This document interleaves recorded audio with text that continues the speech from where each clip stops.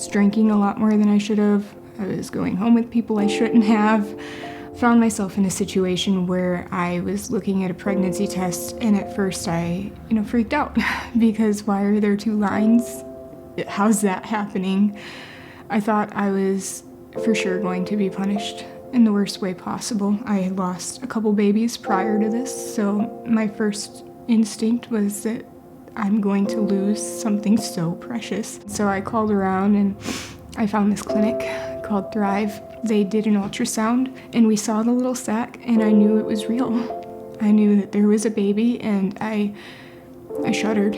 There was part of me that was afraid that I would never hear that heartbeat, and the other half of me was afraid that I was going to have to raise that baby with no help.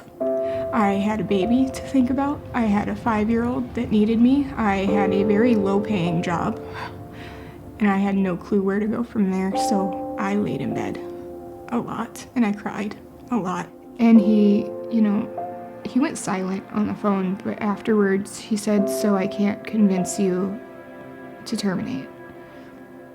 No, you can't. I can't force myself to go through that pain.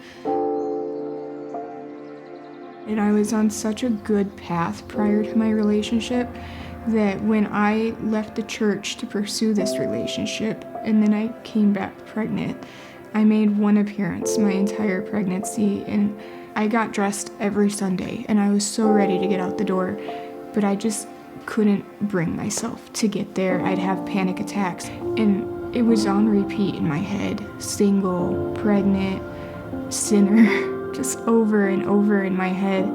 I felt so defeated, and I was just trying to figure out how my finances are gonna work. How's my life going to look? My Thrive Forward mentor, she has been such a huge blessing. She really prayed over me. She gave me a lot of confidence when I was ashamed of myself. She reminded me that this is just as much a blessing as it is anything else. But they really helped me make sure that my nursery had come around, and every step of the way, from day one, is there anything you need? They helped me get maternity clothes. I don't think I would have been able to mother my child the way that I get to today.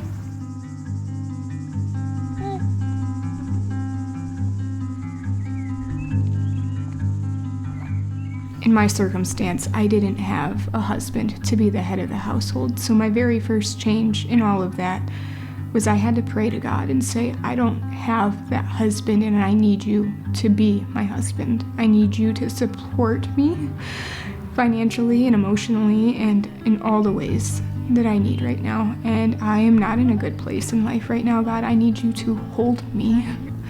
I need you to whisper in my ear that it's okay, and I need that feeling that I am enough, not just for me, but for my littles.